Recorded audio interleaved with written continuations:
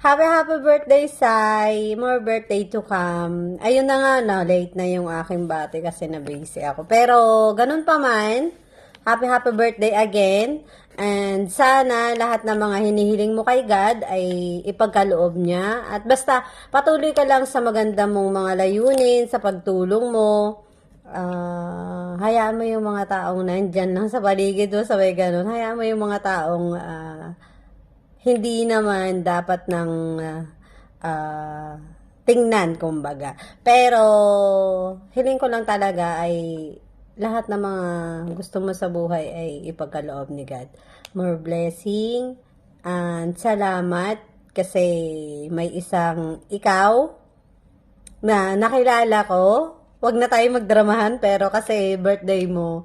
Basta happy lang. Thank you kasi nandyan ka, alam mo naman yan. At